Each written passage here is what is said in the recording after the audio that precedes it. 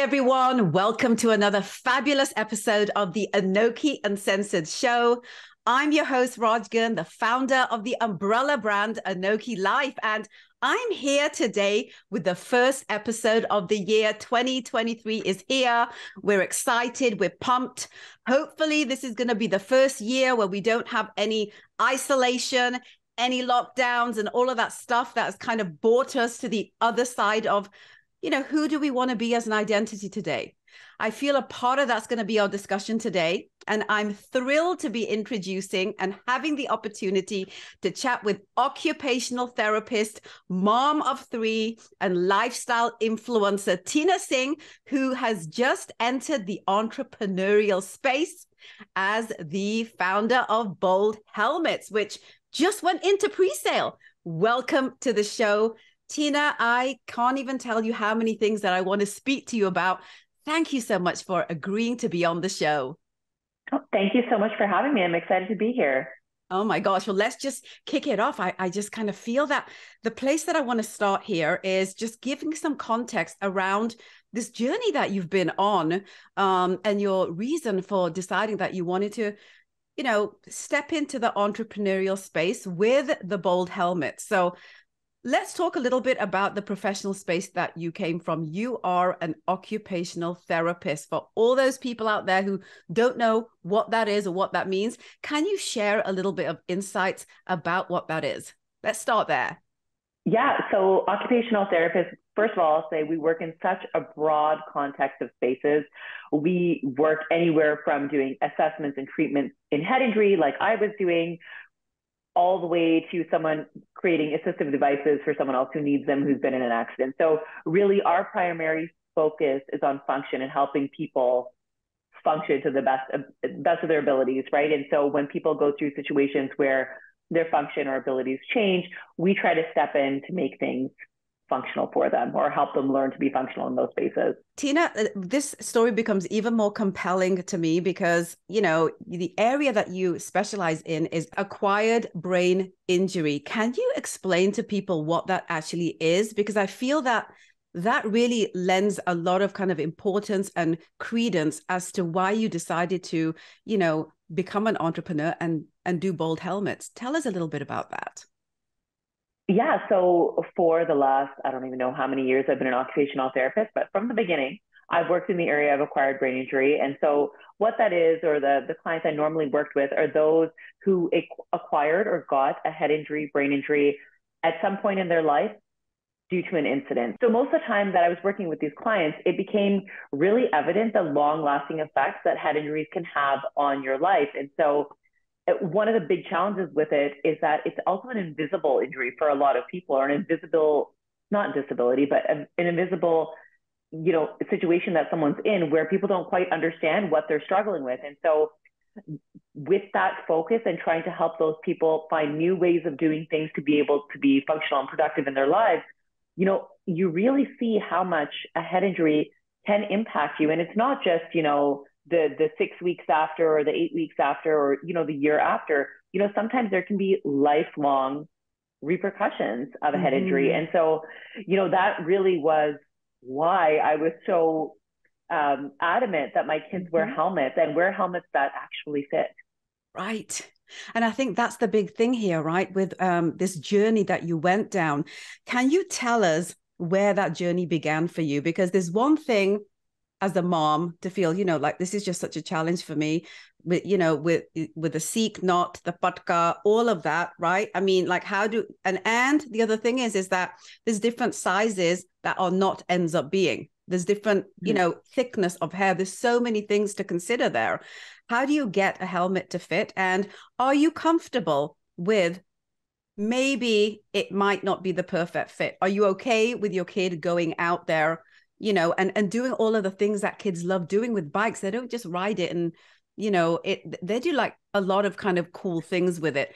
It's really scary, right? Because one of the worst things you could possibly ever think to happen to your kids is anything to do with your brain.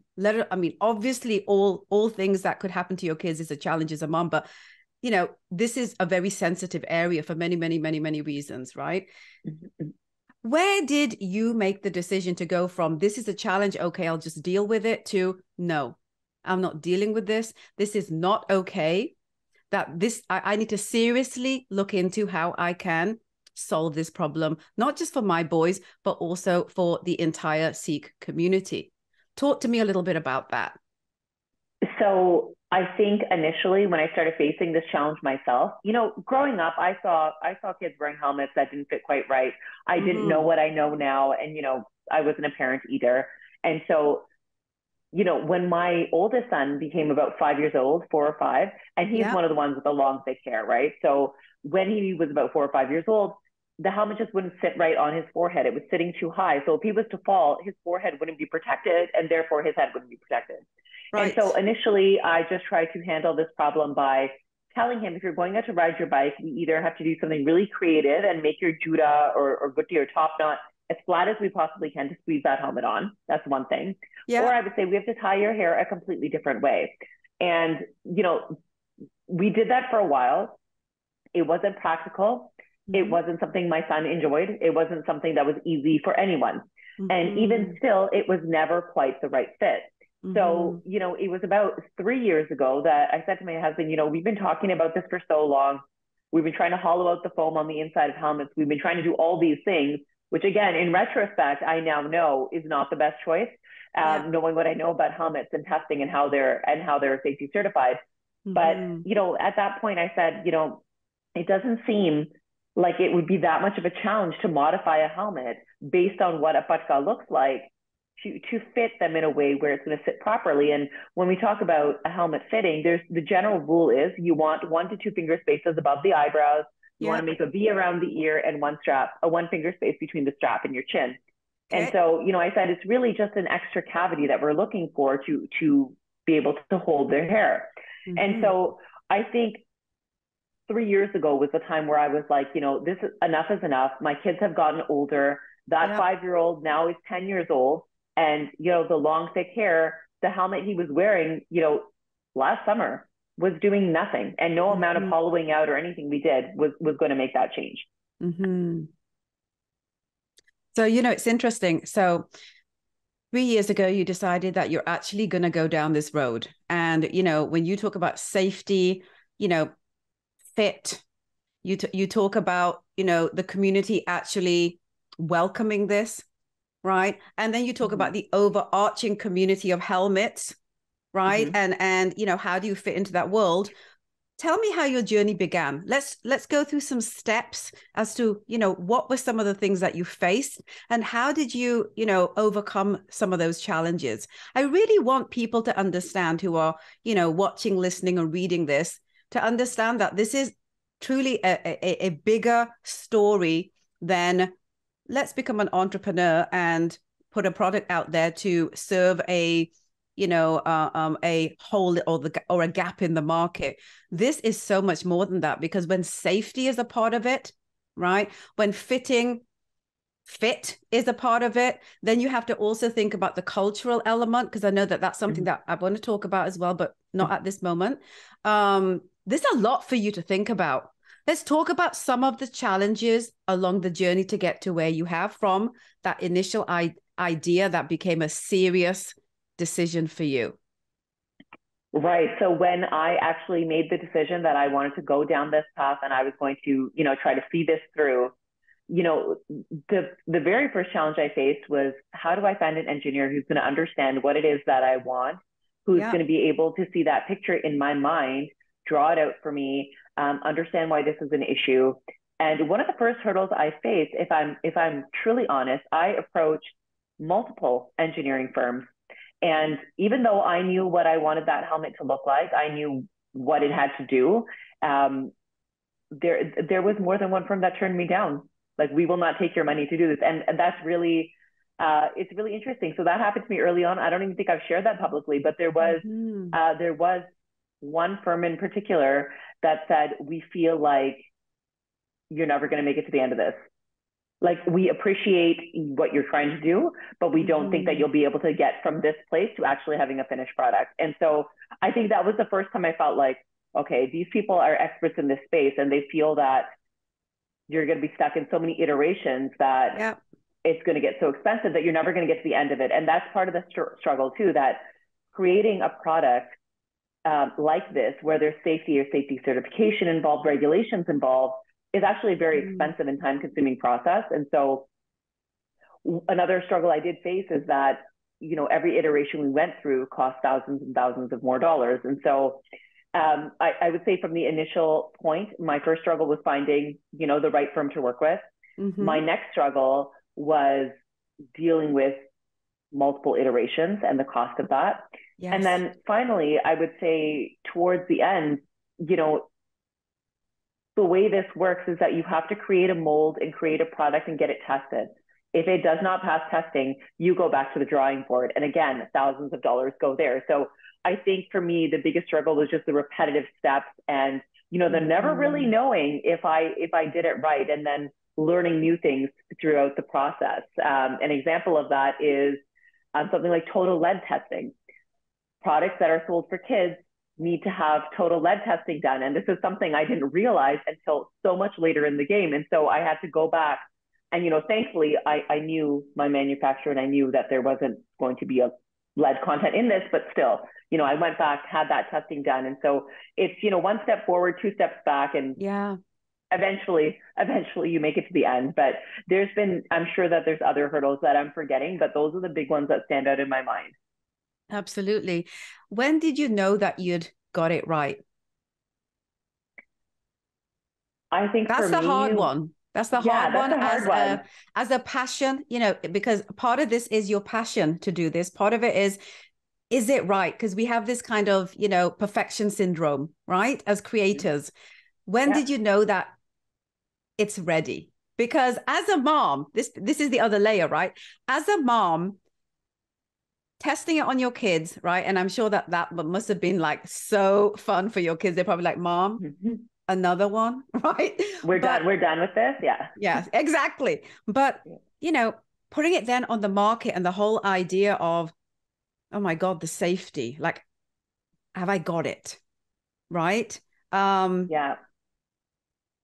Like, tell me that, like, when did you know it was ready?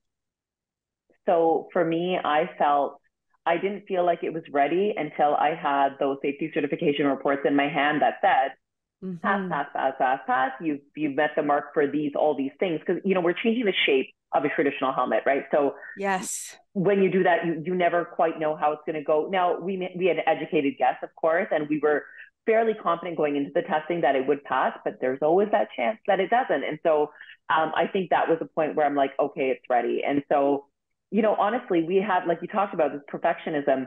I still have this imposter syndrome. I still have this fear that, oh my God, what if people get this thing and they hate it and whatever. And, you know, that's part of the journey. But in terms of meeting the mark of a product that, you know, like a product that meets those marks, meets those safety standards, and, you know, fits it on everyone I've tried it on. Like, there was no one in this age category that I tried it on, it didn't fit on. And I mean, like all helmets, you got to make sure that your child's head circumference falls into that sizing, because it's only one size at this point. But for the most part, everyone I tried it on, it fit. And so for me, it was just that once I got those certification reports, that's the moment that felt like, okay, have we finally done it? Yes, absolutely. Where did you go from that point? What was the journey like next? So by the time you get to a place where there's certification reports, you have a mold ready to go, you give the okay to your manufacturer, and you produce. So that's what happened. We've produced, and actually my container is closed en route to me. So oh my gosh, and here's the thing that I want to share with people who are coming across, you know, bold helmets for the first time, is you got to go check out the designs and the colors. I mean, it's like, honestly, it looks like something from my first kind of reaction was, this looks like something from the world of gamification. It's like so sleek, so cool, right? And I can't imagine any, you know, Sikh boy having any issue with this. And that actually brings me to another thing, Tina. Could girls, like Sikh girls, wear this? You know, the whole hair scenario. I was just thinking about that for a second. Yeah, so this is definitely open to anyone. It was made with sick kids in mind, right? So there's also lots Yeah. of sick girls who keep their hair, depending on how they keep it, that's like can be a little bit different. But if Yeah. your hair is in a top knot, it doesn't Yeah. matter if you're a sick, if you're not, you can make use of this helmet. There's people in the summertime who love having their hair out of their face, right? Especially when you're riding. And Yeah. so for kids 5 and up, any of those people can use that. And I know that there's a lot of girls as well who are always forced to braid their hair when they're riding, and Yeah. maybe that's not how they normally keep their hair. Or if they have really long hair, it is helpful to keep it up. Absolutely. So I want to ask you this. You changed the name from Sikh helmets to bold helmets. Let's talk a little bit Mm-hmm. about why that decision came about. And the reason I want to, talk about this, Tina, is because it's already out there, right? People, when you were Yep. first talking about it, you were talking about it in that capacity, and then you made this fundamental decision. So I don't want any confusion out there when people go and check this out, that the name is Bold Helmets, folks. Tell us a little bit about what happened there, because, it's obviously going to be something that people are going to come across in social media, right? Yeah. So we originally started with the name Sick Helmets. And very recently, actually, we were pivoting and we were moving with bold helmets. And so for us, we had some concerns from some of the members of our Sick community that felt like attaching the name Sick to the helmet made it seem as though the entire community was endorsing this. And so the switch to bold helmets is really to clear that confusion up, right? That we don't represent the entire Sikh faith, we don't represent everyone, and we recognize that there are people within our community that feel you should not put anything on top of your patka. You should be learning to tie a full bastar or pug, and we acknowledge that. And so for kids like mine, who were already wearing helmets that just didn't fit or do their job, this I feel is an alternative option. And so moving with bold helmets, we hope clears up that confusion. And, we still continue with our mission and what it is that we want to do, but in a way that makes sure we're not implying endorsement by the entire community. Absolutely. And, and it's really, justifiable and understandable that you would have initially called it Sikh helmets or Sikh helmets, because you want to, it's for a specific community was your initial intent. Although, as we've discussed this truly is for anyone that has long hair, to be honest, that fits within that age demographic at this particular moment. So I want to ask you this, bold helmets. I love the name. It's like very, very cool. How did you come up with the bold part? And what does that represent for you? It's going to sound funny, but my word for 2023 was bold, just by coincidence. My word for the year was bold. And it was because I released this product back in December. And I knew from the initial feedback, or I knew going into it, that there was going to be some people who disagreed fundamentally with the idea of even having this product. And so for 2023, my goal was to be bold in my decisions, bold in my choices, and bold with speaking my truth as to why I feel this is necessary. And so when we decided to pivot, I thought, what better way to label this business than bold helmets? And not only bold as in bold design, but also bold in the ability to maintain your identity, but still do all the things, right? And so when I heard it or when I thought about it, it came naturally to me, and I felt, you know what, I can't think of a better thing to call it. Absolutely. And there's just so many different ways to look at that word as well, because, children should feel bold.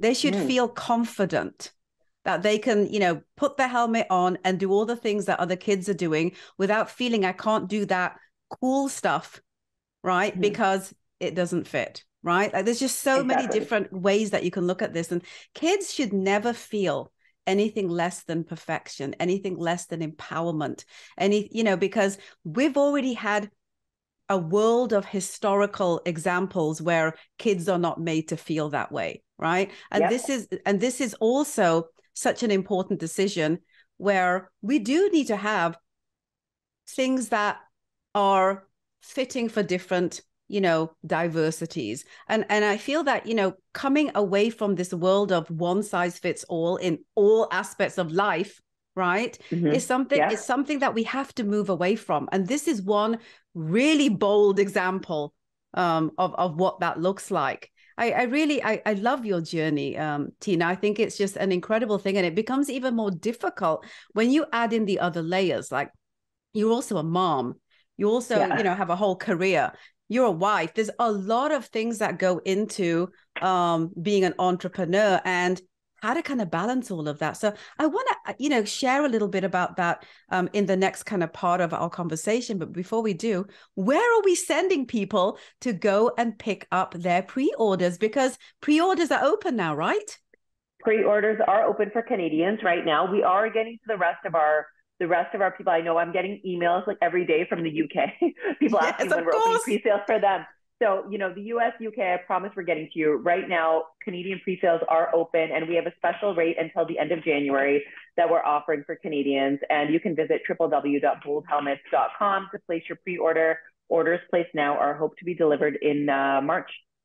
Oh my gosh, so soon. That is just so incredible. So anyone that wants to follow the journey of Bold Helmets in social, where are we sending them?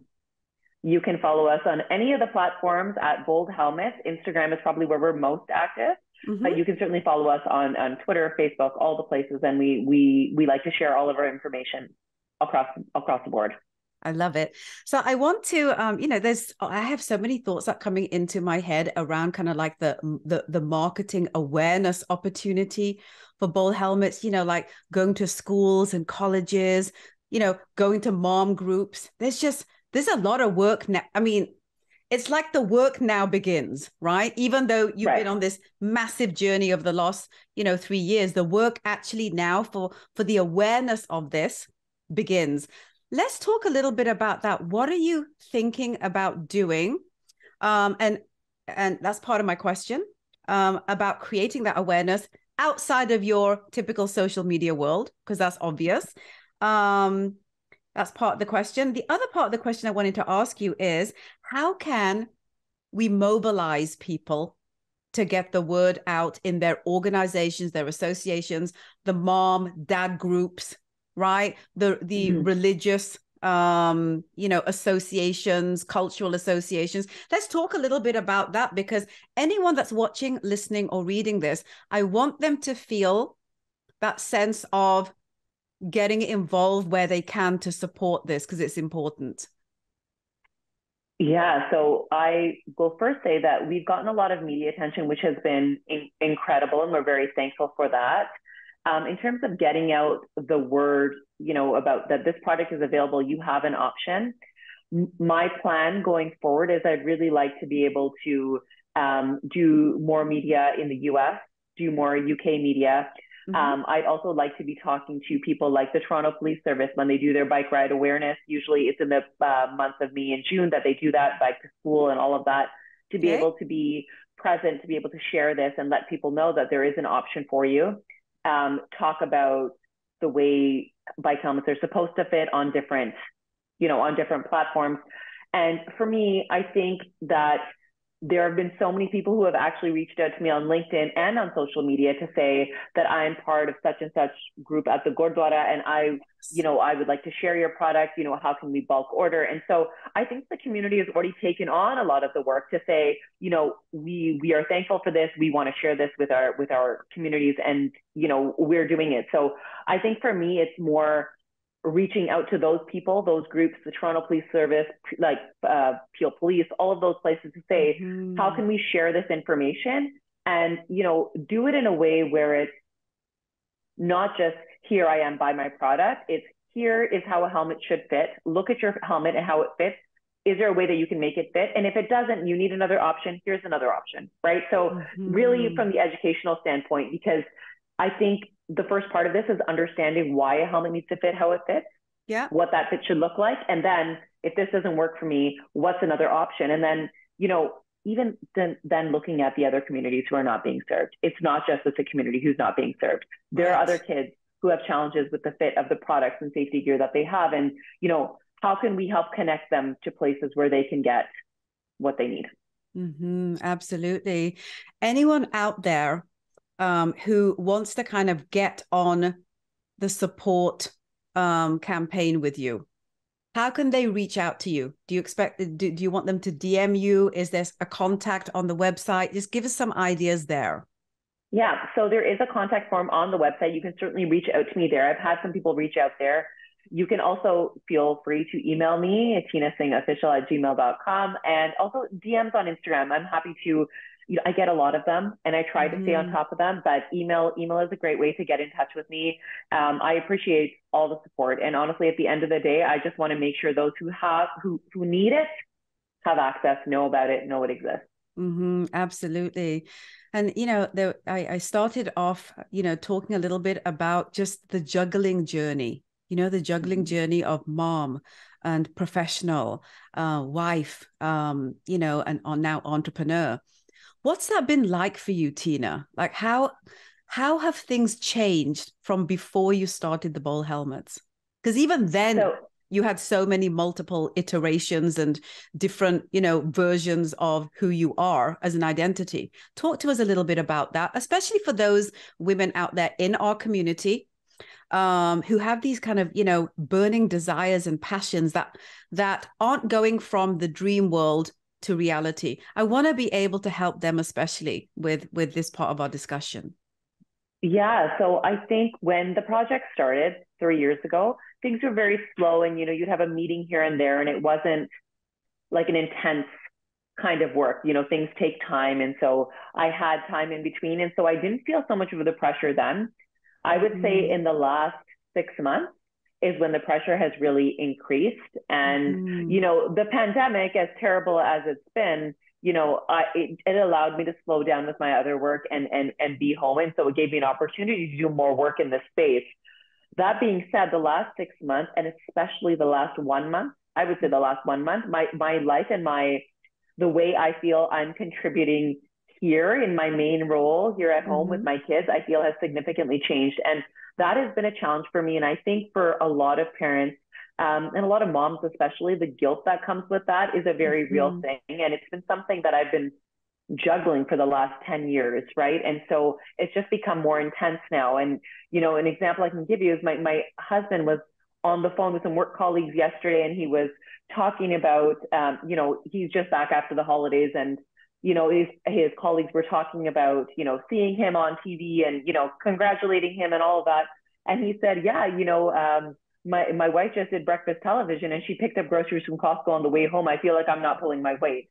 And so later in the day, I stopped him and I said, that's interesting, because I feel that I'm not pulling my weight, because usually I'm much more heavily involved in what's going on day to day with the kids. And so I've had to shift a little bit. I'm still very much here, but my mind shift and my focus or my mindset has changed a bit, where I've accepted that this is temporary and it's not always going to be like this.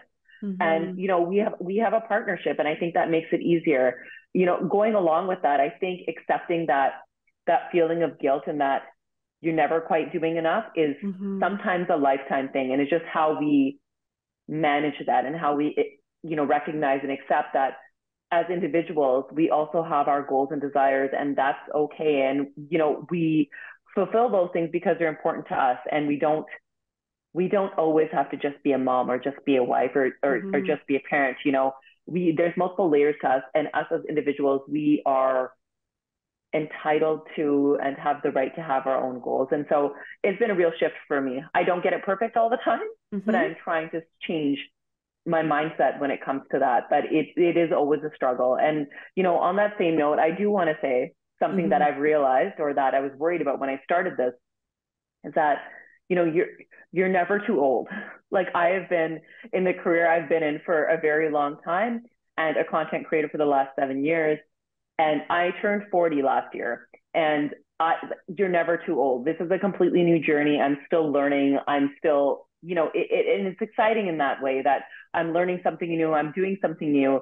And when oftentimes people feel like I've already been where I am for so long, and it's hard for me to change, or it's hard for me to try something new. You're not too old to try something new. Oh my gosh, Tina, you shared so much there that's so powerful and so impactful. And I want to, just, I guess my initial feedback on some of the things that you just said there is, I feel that the reason why we're constantly feeling that we're not enough has a lot to do with the fact that we're, as humans, our DNA is to create, right? It's always to evolve. It's always to move in a direction of sorts, right? It's kind of like the journey to nirvana, the journey to God, right? It's like, and I feel that is the piece, that I feel that we need to connect with from a mindset perspective. I at least I feel that way from my journey and my experience, because I didn't even start Anoki until I was 32, Tina. Like a lot of people think, oh my gosh, you started many, many years ago. I'm now 52 years old. Like it's been a 20-year journey, right?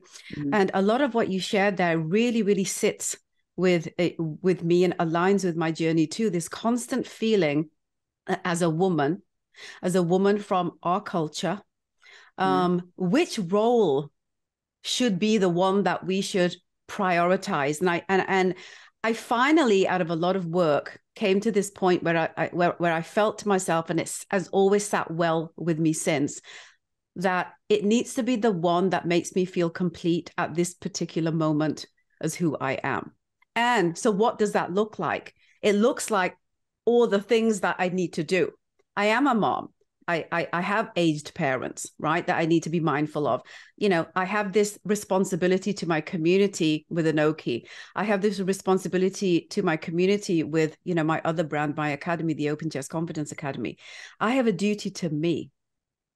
And all of these things, and I feel that this is something women from our culture really, really struggle with most, is where do I put the priority? And I think that if you house your priority in self, because that's the journey we're on, right? A part of that self is being the mom and being the entrepreneur and being all the things, the ticky marks that we feel we need to be. And I hope that resonates with people that are listening to this, because this isn't a journey that we say, oh, I've gotten the answer. It's the journey where I've got the answer for today.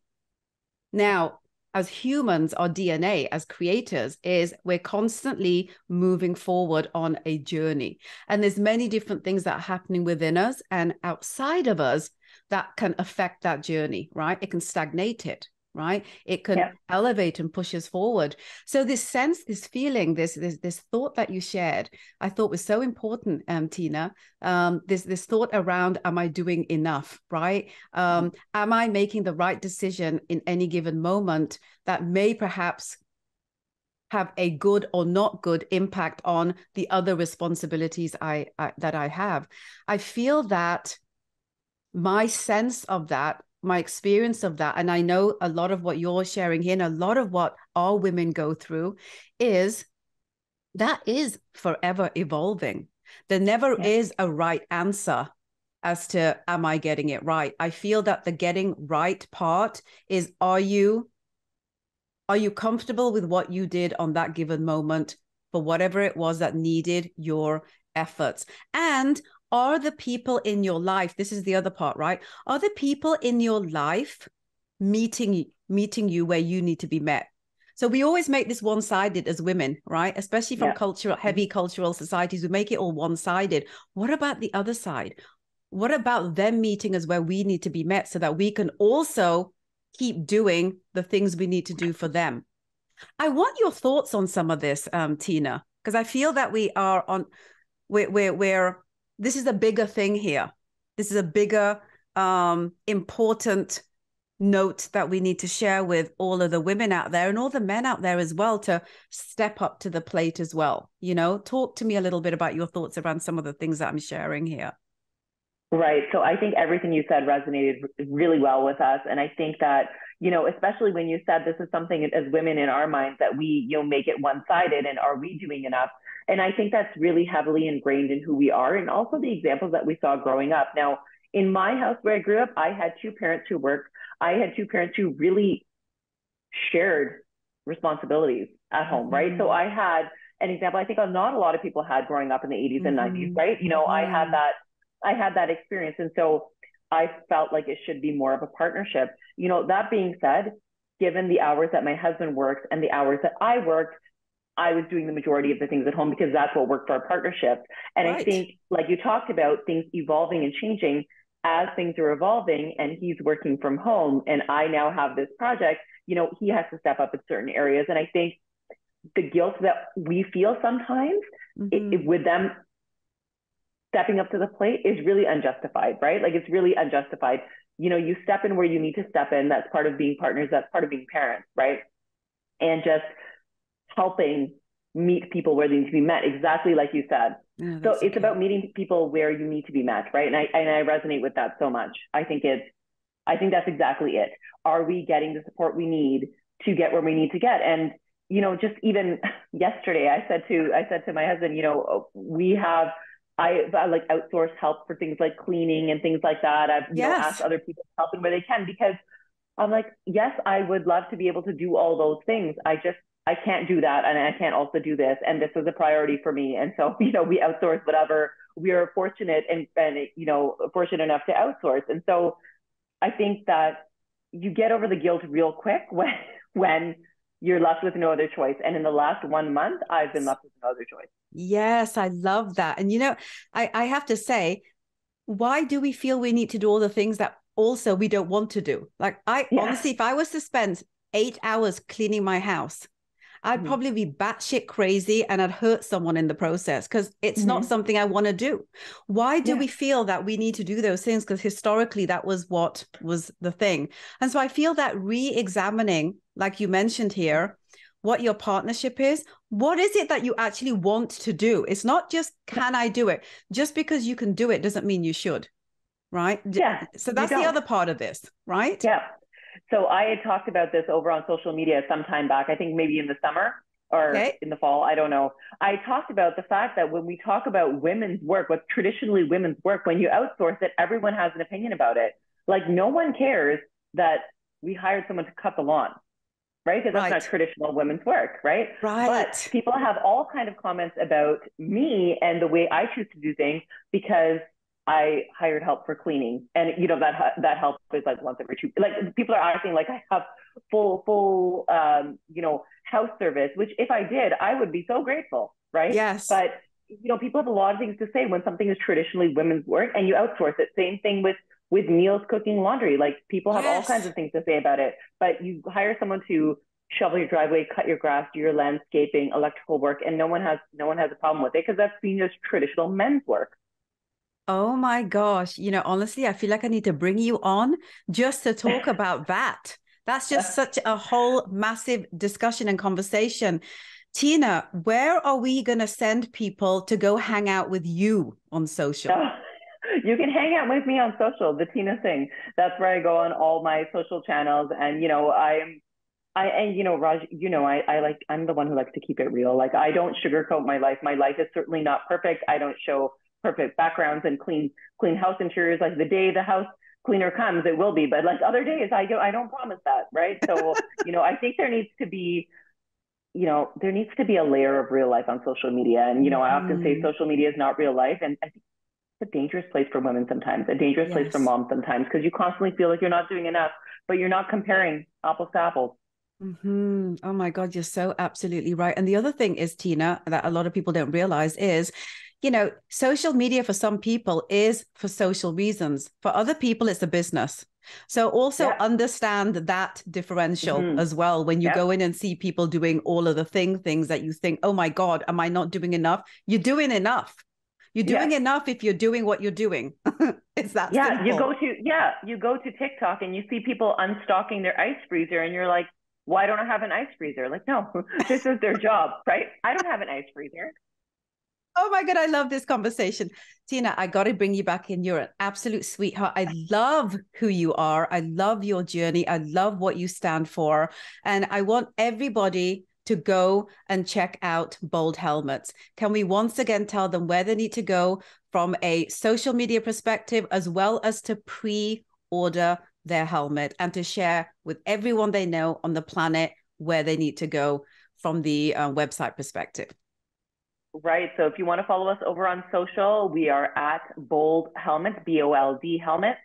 And you can also visit our website to place your pre-orders, to learn more about the product, and that is www.boldhelmets.com. Sweetheart, I absolutely adore you. Thank you so much for coming on and sharing this journey. Thank you for kind of really breaking down what it means to be a multifaceted woman today. I think that's the big thing that I got out of this conversation. Come back. Let's chat again about something that is important to us and our community. And, again, thank you so much for coming on. Thank you so much for having me. Oh my gosh, thank you.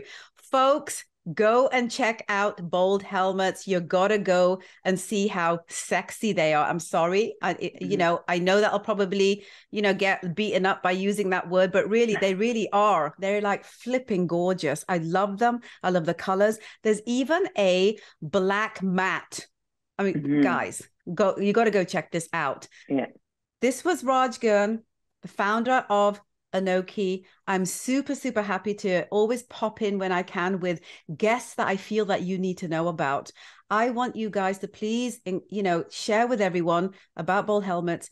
Go hang out with Tina. She's such a super, super personality. And go and, tell everyone that, they got to come and check out this episode as well, right? Because they're going to get all the information about the helmet, the reason behind it, the education behind it, and some of the fabulous things that Tina and the Bold Helmets team are doing. Thank you so much for tuning in. I really, really appreciate you.